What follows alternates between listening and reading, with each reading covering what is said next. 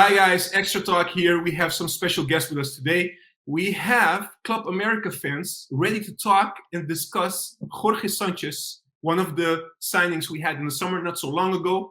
And we're very curious to hear their opinions and what they have to say about the player. So first and foremost, bienvenidos. Thank you. Thank you for being here. Thank you. Thank you for having us. Thank you.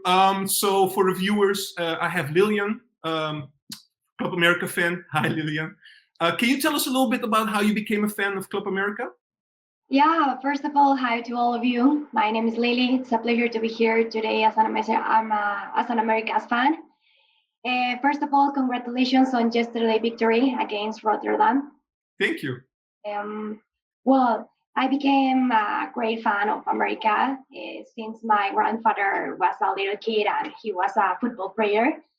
And I became an American fan because he teach me football. No, so that's my team since I was a kid. So I love that club. All right. Did you play as well? Yeah, I play. Okay, well. you play. You still play. Yeah, I'm a player, but it's only a hobby. It's not like a professional thing. Okay, all right, clear, great. Andres, can you tell me a little bit about how you became a fan? Yes, I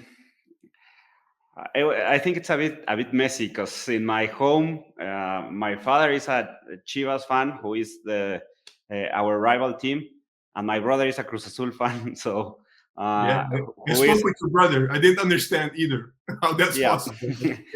Who is another rival? So I think it was because of my godfather. He was an America fan, and around the time I was like 5 years old, Leo Ben Hacker, who you must know, came to coach America, and those are my first memories from football. Watching Leo Ben Hacker's team, and it was a very spectacular team. I mean, we scored like 3, 4, 5 goals each match, and it was a different kind of football that we were used to seeing here. It was very forward, very offensive football, and I think I just fell in love with the style, and those were my first memories. Leo Ben Hacker's team. So and my godfather introduced me to the team. I also live very close to Azteca Stadium, so also my first live experience was seeing America. So everything came into place, and that's how I became a fan.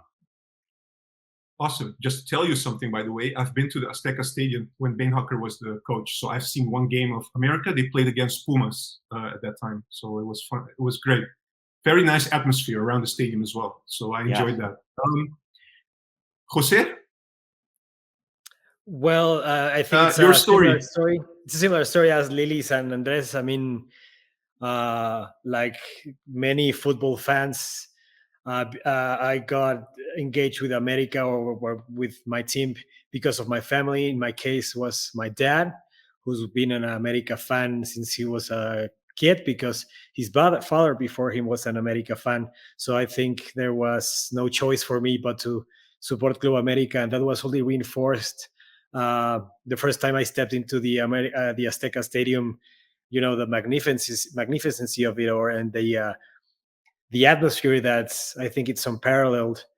It just caught me, and of course, as I grew older, the controversy that always surrounds Club América, either you love it or hate it, I think that's just only fueled my love for the club even more. So yeah, it's great time to be a Club América fan right now. Great stories, guys, honestly, and thank you once again to be here. So let's jump to the discussion. You know, the viewers are like maybe not patiently waiting for us to talk about Jorge. Let me start with you, Jose, about Jorge Sanchez. Can you tell us, I mean, in a nutshell, how do you feel about him moving to Ajax? If I had to give a one-word answer, I think would be good. I mean, just a plain good. I would love to say that he's an absolute great player, but I think it will be different. His presence, the presence he has in America, he still has to show a lot in Ajax, because I think it's just like just starting over, and he'll have to gain the coach's trust and his teammates' trust. So if I had to choose one word, would be he's good as for now. All right, Andres, let me go with you. When Jorge Sanchez, he signed now with Ajax, but looking at his spot in the team, in the Club America team, let's say last season, was he a key player for that squad, or was he just a player for the squad? How do you value him? I think he was a key player, and he had been for the last like 3 years, the past 3 years. We just had like a period of uncertainty in defense, and the only thing certain was Jorge. Like he can play on both sides. He can play right back, left back, and when there's an injury, he goes to the other side. And our center defenders were not having a good time last seasons, and Jorge was like the certain thing on the defense. If Did I have did he also play as a central defender, or no, okay. no, yeah, Okay. but and if I have to define him with a short answer, I think that he has a lot of room to grow. Like this transfer window was a very good window for Mexican football, and of all the players that left for Europe, he is the one that has the highest potential, like the highest ceiling.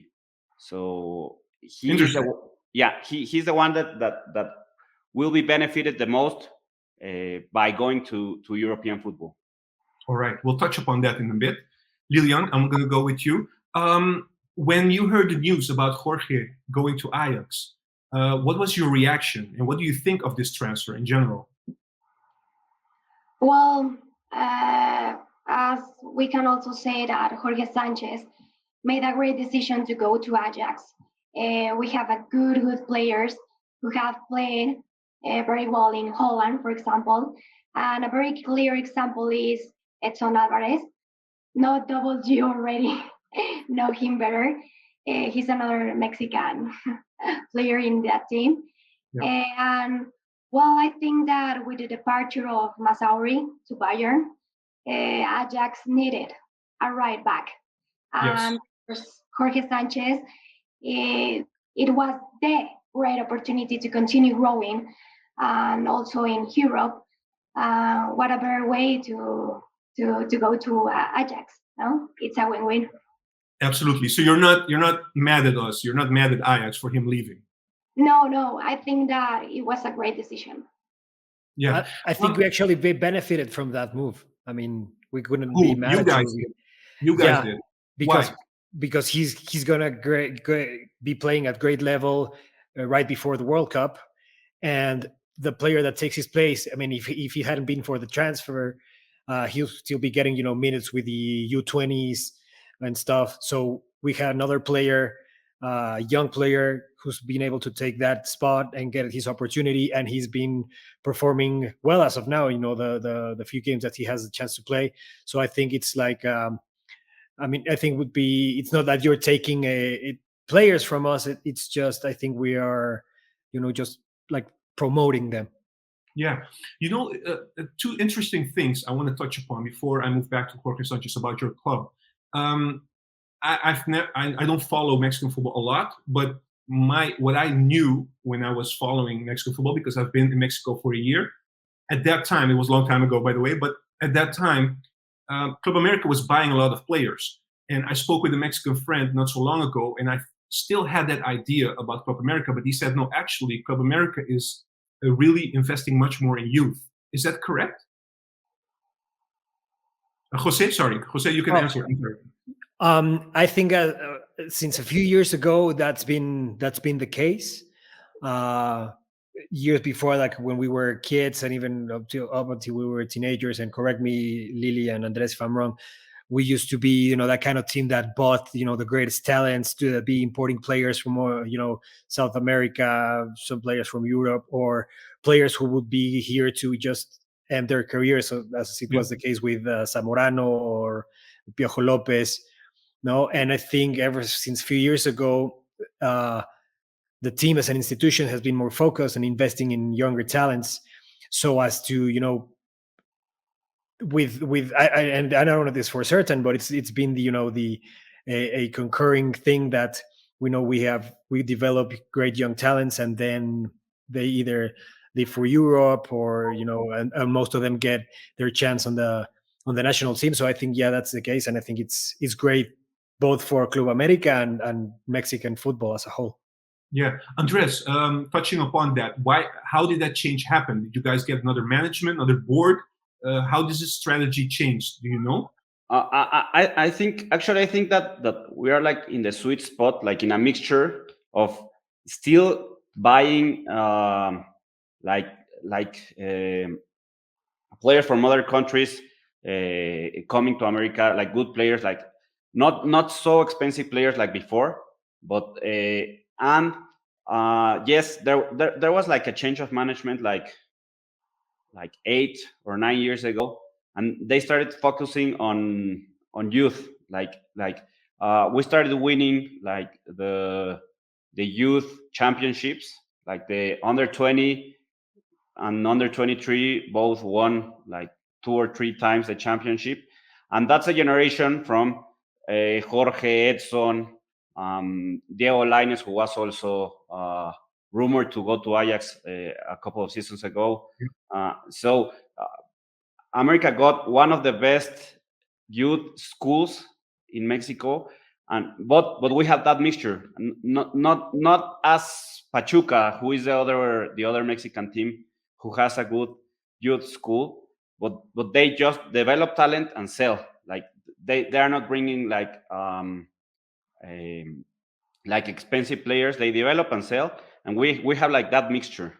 Okay, clear. Lillian, one more thing I wanted to ask you, right? And I'm noticing this with you guys, but also when I speak with other Mexican friends, I always notice that they're very proud when a Mexican player goes to Europe, because not so long ago, this wasn't really the case. You had a few, I think, correct me if I'm wrong, Rafa Marquez. Okay, you had before that, you had another Mexican, I forgot his name, who played for Real Madrid. Hugo Sanchez. Hugo Sanchez, sorry for that.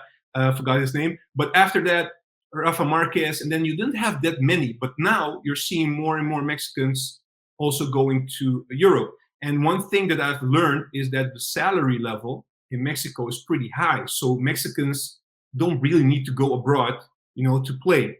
But now there's a transition happening. Do you know why that is, Lillian? It's a difficult question, maybe. I'm sorry. Yeah. Yeah. For example, in the case of Kevin Alvarez, it was a very good problem for the coach of Mexico, Tata Martino, to have a very good 2 players for one position, right? So I think that football here in Mexico and football in another place like Europe and that stuff, you have to be very careful with that, with the positions, with the players, physical, technical. I think that you have to be very careful with the category that you are going to put in your team, And I think that, for example, in Kevin Alvarez, it's a very good right back.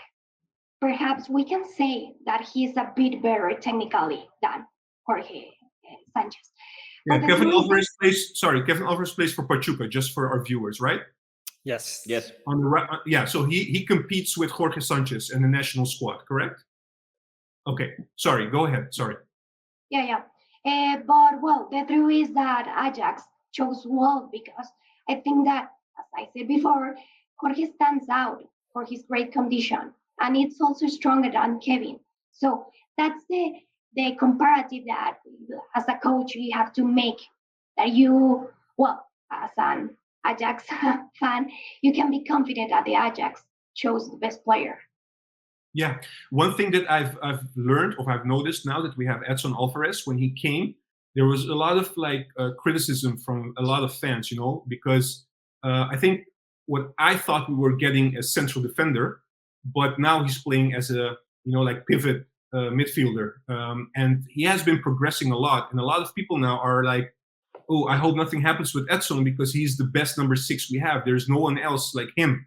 And we're trying to, we hope that Ajax will go and find like a young player that maybe can be a backup for him if something happens. But one thing I want to go to is his mentality, Edson, especially his mentality is like crazy. And my question is Jorge Sanchez cut of the same cloth? Is he the same mentality as, like Edson? Because we also, just for your information, we lost Tagliafico, who went to Lyon, and Lisandro Martinez, who went to Manchester United. And these players brought, what we call grinta in the team, and now that has left. So are we getting somebody who has that grinta, who brings a mentality together with Edson Alvarez, Jose? I think the mentality will be different. I mean, I think Edson could be established as a team leader. I mean, I think in the relatively short time he's been at Ajax, he established himself as a leader within the dressing room. And such is the case. He played that same role at America, and I think he does as well in the national team. Jorge Sanchez, he may not have that same role, but in continuing what we were talking about, the mentality of the Mexican player, because it's true that they get paid a lot here, and the people who choose to leave, they may be risking, of course, not getting the same amount of money, but also as to not get the same amount of minutes as well, to be benched, because in the case of Edson Alvarez, he and Jorge Sanchez, they got into let's just say it's the top team in the Netherlands. So of course it's a risk. So I think that move, they agreeing to move, that speaks to both of their characters. But going back to your question, I think they both got great mentality. Edson might be more of a dressing room leader, as a team leader. We saw it the way he welcomed Jorge Sanchez. I think that was great for building morale, for helping him get well adjusted within the team. And I think Jorge Sanchez has come through a lot of criticism, even though when America was in a high place, we were runner-ups in the Apertura 19. We lost the final, and he got a bit of a backlash there, and he came on top, and he's been playing at top level ever since. So that, I think, that speaks to his character as well. Yeah, I want to touch upon that as well. So you already opened that bridge for me. 2019 Apertura final, basically. What happened there, and especially what you said after that. I just want you to continue on this. He received a lot of backlash from the fans, from the media, I would guess. How did he deal with that, and what did you see happening with him short after that final? Can you tell us a little bit? Can you elaborate on that, Jose? Oh, sure. We were, I think we were 3-2 up in the aggregate. Because finals here in Mexico, it's a two-leg final. So we were 3-2 in aggregate, and horrible mistake by Jorge Sanchez, close to our own goal, led up to Monterrey. We were playing Monterrey. Yeah, he had to clear the ball defensively, and he hit the ball, right? Something like that. Yeah, he tried to clear the ball. I think he missed. He left one of their right midfielders to deliver a cross to the forward, and the score was tied on aggregate, and then we lost on a penalty shootout. Yeah. And of course, being a very particular mistake, I don't think he did a terrible match, but it was a really a mistake that you can put your finger to, because it was really an easy ball. Exactly, it was a terrible mistake, and of course, it got a lot of backlash because we're losing a final. And I think that's always the case with every kind of fan in every part of the world. Losing a final, it's always a hurtful thing. And of course, he got the backlash, and I think he still talks openly about it. And he says that was like a crucial moment in his career. And I think he let his playing speak for itself. He continued to play. He continued to be a key player for America. He never lost his the role he was playing as a right back in the starting lineup, and to this day he continued to perform at the top level. So I think that was a great show of his character. Maybe it speaks a bit, of course, of the dressing room he was in, and Club America as well as an institution, so that they continue to trust him, continue to develop his game, and a few years later he's now playing for Ajax. So I think he came through. Yeah, absolutely. Lillian, I'm gonna go with you. I want to touch a little bit about his, like his strength and also things he has to develop. Maybe Andres also can join this one. Let's start with the strength. If I'm not mistaken, you guys got him when he was 18 or 19, something like that. Is it possible? Yes. Okay, so it's been, let's say, 4 or 5 years at Club America. What did you see, if you compare him with when he started, in those 4 or 5 years? What did he develop as a player? What is his strength, in your opinion? As an introduction, I can tell you this. He's a strong right back who never gets tired. What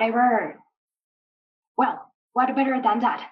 Now, that's about Jorge Sanchez. Strength is his physical condition. He can literally go up, attack, and go down to defend the 90 minutes.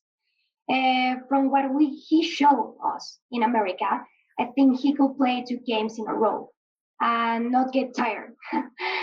What he can improve, and hopefully he develops at Ajax, is the final pass. He reaches the end and the pitch very well, but he still lacks that precise pass for the forwards who reach the area, and with it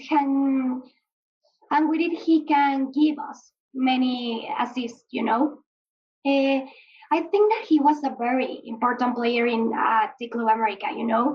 In recent years at Club América, he took over the starting position. That was the champion with the club at 2018, and that led him to be called up to the Mexican national team, the Olympic bronze last year. And I think that he will make a great development in Ajax. Yes, we hope so too. Andres, do you want to add something to that? Do you have? Yeah, sure. Yeah. I think his strength, as Lily was saying, is he's a very physical player. And he's also very disciplined tactically. I mean, especially on the defensive side. He's very disciplined, and he never gets lost in the pitch, and he has, like Lily was saying, he has a lot of progression going forward, but he's missing that getting quality centers and progressive passes. Like, he misses that last pass, and that's what I was saying before, that he has the highest ceiling of the Mexican players that went to Europe, because if he just gets to improve that, he will be a top right back, because of his physical conditions and of his tactical discipline. And that also speaks a lot about his mentality that we were talking about before. He's a player that fights for every last ball. I mean, he will never give a ball as lost. And also about his mentality, I mean, that I think his mentality is one of his strengths, because of what we were talking before. He bounced back from that mistake on the Apertura 19 final, and America is, as Jose was saying, is like the most talked about team in Mexico. Either you love it or you hate it, and so the level of scrutiny that he faced after that mistake was a lot of pressure. And the fact that he bounced back from it, I mean, that his career didn't spiral down, speaks a lot about his mentality. And the other thing about his mentality is, as you were saying, like, Mexican players are starting to go to Europe again.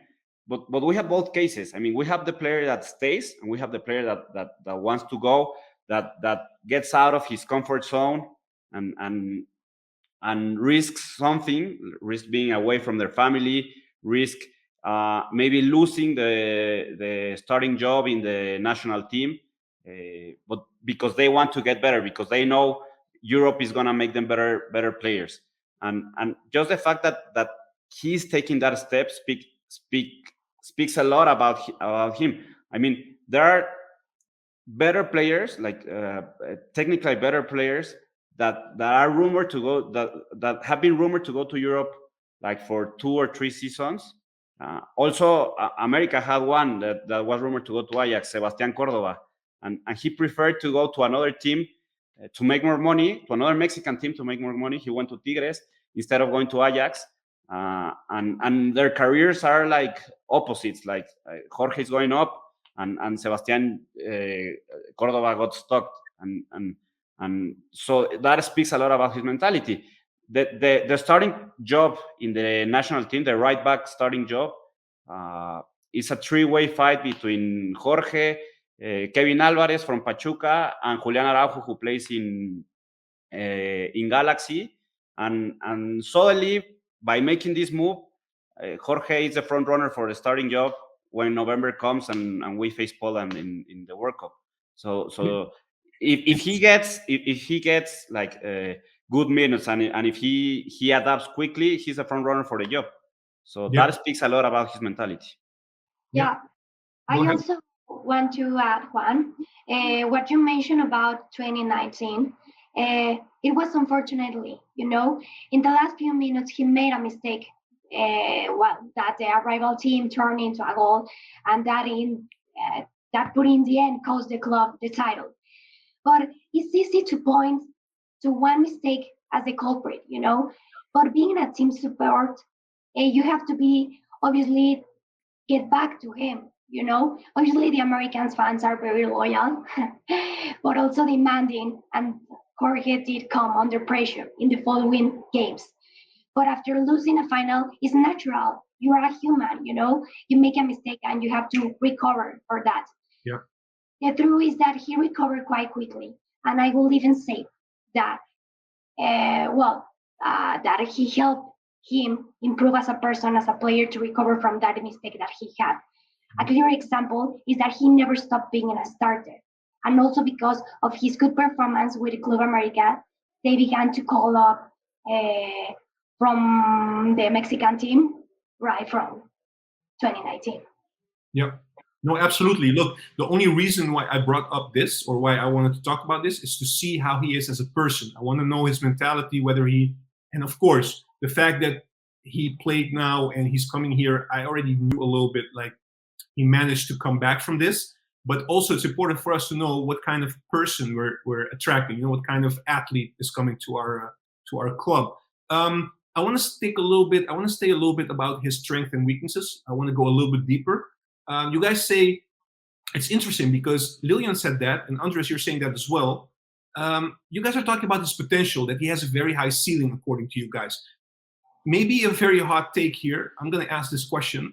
Do you guys think he has a higher ceiling than Edson Alvarez? Silence. Who wants to take it? Go ahead.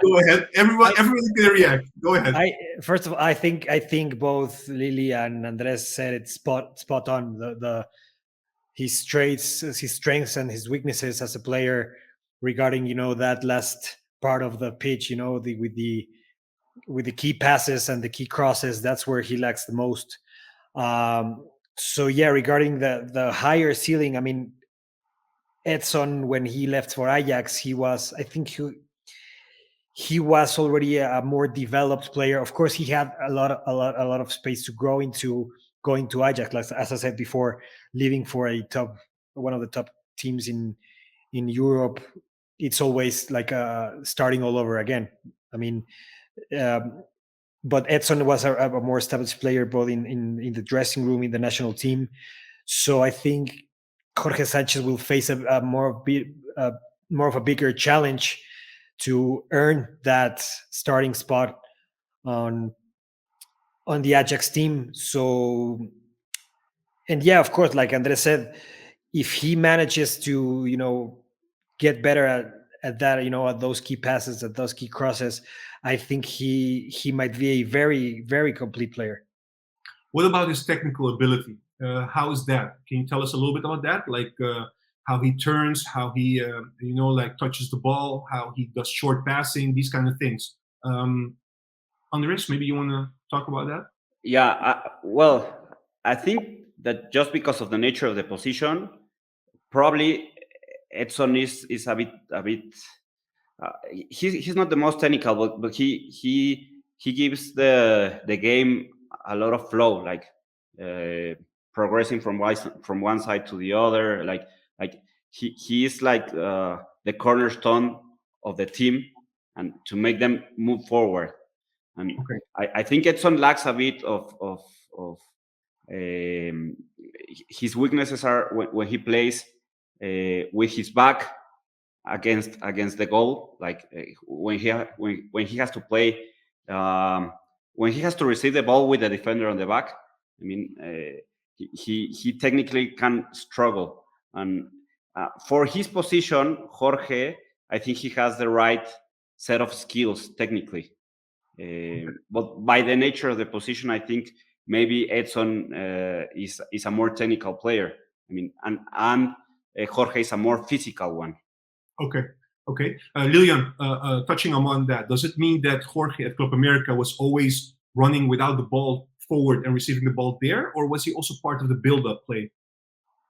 No, I think that he was a part of the play of that.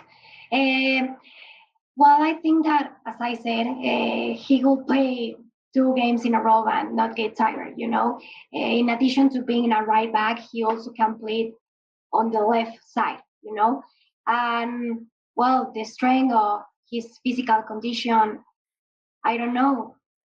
He could be a great player in Ajax. It's not in a question. Okay. What about his heading abilities? Can you tell us something about that, Lillian? Well, I think that he has to still lacks that precise passes for the forwards who reach the area, and with it, he can give you many assists. He had to be very careful with that, and well, it's too bad that yesterday he cannot make his debut, but I still very happy to see her play. Yeah, absolutely. What do you guys think about the heading abilities, according to you guys? Jose, let me go with you. I don't think he's the player that you'll see a lot, going with inside the area, to head a ball into the net. Mm-hmm.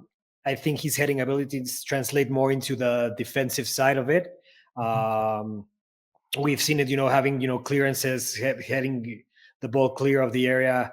As Andres said, he's a very disciplined defensively player. So he's one of those players that will risk anything to just, get the ball from the opposition. So I think that's where he's heading strength. But if the question was, directed as if we will see many header goals from Jorge Sanchez, I don't think that would be the case. Okay, but defensively, his heading is okay. Let me interrupt. We as Mexicans struggle a lot with heading defensively, like defending corner kicks, and so the national team actually right now, one of the main issues is that we cannot defend free set kicks pieces. And corner kicks. Yeah, set pieces. So getting into that background, I think Jorge is one of the better ones defending, like, because he's disciplined. Okay. He's not one of the issues is that physically we Mexicans are not as tall as European players. So Edson has that playing for him. Like, he's very tall for a Mexican player, and Jorge he's a little bit shorter. So he for starters, he's at a disadvantage in there, but his physical conditions let him fight for balls defending set pieces. Actually, you know what's funny? I'm diverting a little bit here, but it's true. You guys are not usually the highest, in terms of length and these kind of things. But like I saw Guardado playing at PSV, I saw Irving Lozano playing. There is this grit. The Mexicans, all of them, most of them, they play with a fighting spirit. They don't give up. They always fight for the ball, no matter how little or small they are. I think it's part of maybe part of the culture, the football culture in Mexico. Yes, you guys agree? And I think that might be especially true for players that have gone to play to Europe, because I think they might feel that they have more to prove than other players. So there's this. I think they might be common knowledge within the international football community right now that Mexico, talking about the national team, that we transform into a different team. It's a different team, the one you see in the qualifiers and the one you see playing at the World Cup. And I think that speaks to what you are saying, that the Mexican player always plays with heart. And I think it might be that, the Mexican players that you see playing in Europe, it's just because of that, because they might feel they have something more to prove. Yeah, makes sense. You guys touch upon it. I think Lillian did. I want to just talk about this, and then I think that would be great. The Kevin Alvarez, you guys already mentioned 3 competitors for the national team. I want to just focus on Kevin Alvarez and Jorge Sanchez. And especially what I want to focus is a little bit more deeper going into the differences between the both. I think you guys already touched upon that. But at the moment, the first pick, is that Kevin Alvarez, Lillian? In the national team? Sorry, I didn't hear the Kevin Alvarez. Is Kevin Alvarez the first pick right now for the national team? The first one that's plays in the national team. I don't know. I think so, Andres, Jose. Do you think? I don't think he is.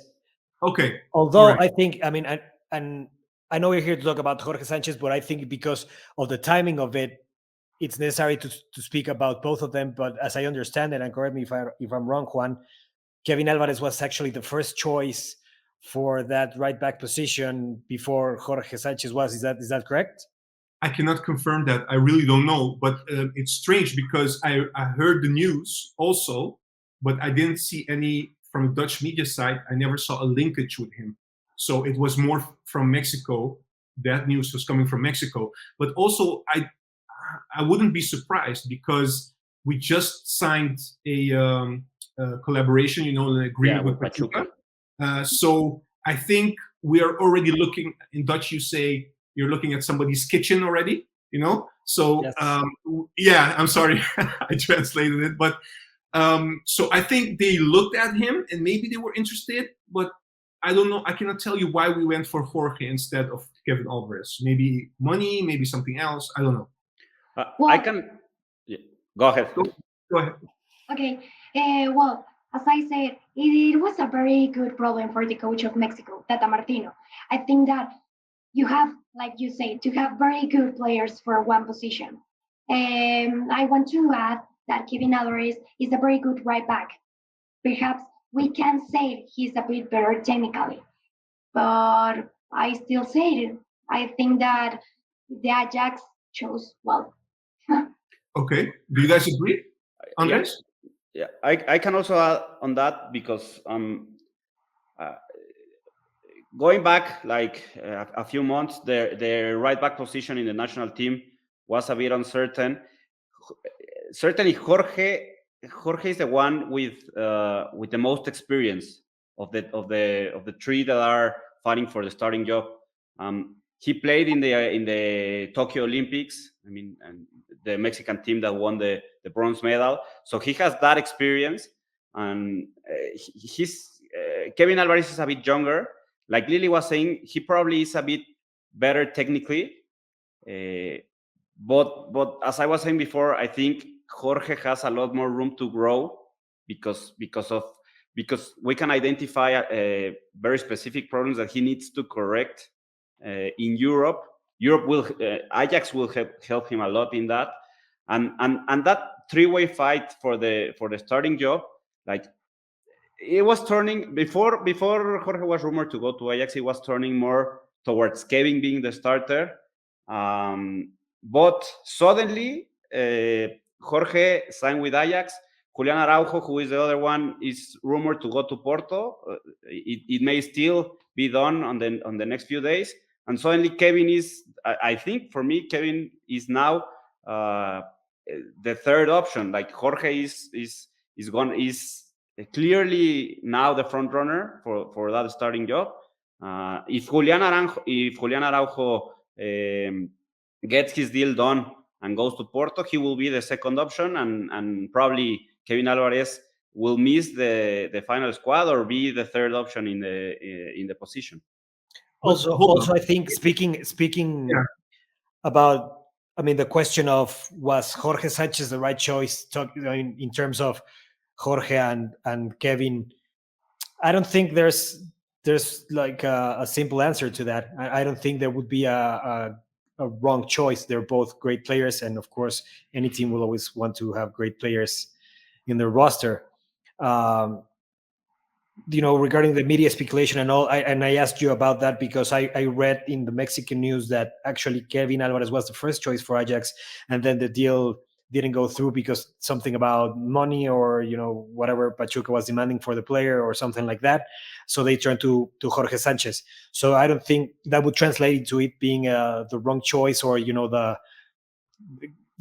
the leftovers or anything like that. I think Jorge is a complete player, but I think that would be a great segue to talking to how any of them would fit into the Ajax squad right now, regarding their strengths and their weaknesses, and what any of them could have offered to that to that right back side in Ajax. And I think complementing what Lily said before about Jorge's strengths defensively, but his weaknesses up front, I think Kevin might be more on the technical side regarding that last part of the pitch, and I think Ajax would have benefited from that.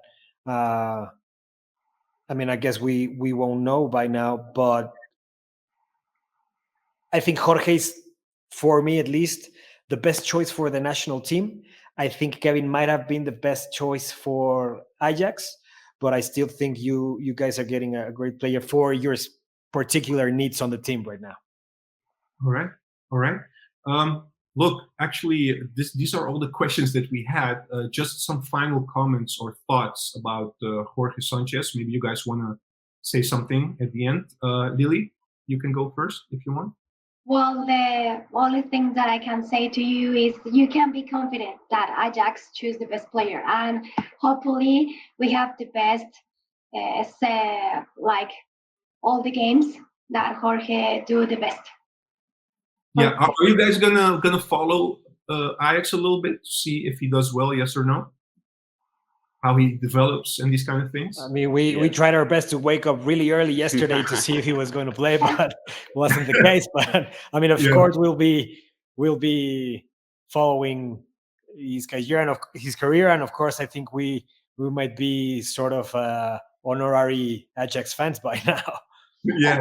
By the way, just a question: you guys can watch Ajax in Mexico, because in some countries it's difficult to get like the matches and watch them. How is that in Mexico? We get the Eredivisie, and I don't know if this is correct, in both in ESPN and another streaming service. Okay. Yeah. And now that Mexican players are getting there, we are getting a lot more coverage. Like that, like there's this culture in Mexico, like when any Mexican player, no matter the team, goes to Europe to play for a European team, like everybody's happy. I mean, even if it's not the team, even if they're stealing from a player from your team, or if it's not the team that you support. I mean, like if a Chivas player goes to Europe, when Chicharito went to Europe, he played for Chivas, and I was very happy, and I became like a little bit of a fan of Man U when he went there. So everyone, I think most of Mexican fans, we want him to do good, for him to be very good at the World Cup. So and yeah, I mean, we are starting to become a little bit of Ajax fans because our players are getting there, and every season that passes, like we get, I don't know if you get them, but we get those rumors that some of our best players are Ajax is interested, and I think it's also a very good choice for him, like because historically Mexican players have thrived in Eredivisie.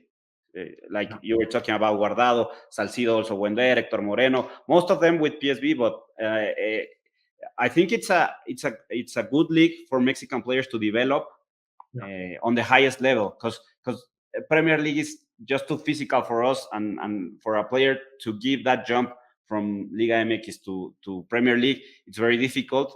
But the Eredivisie is like it has the right conditions for a Mexican player to thrive.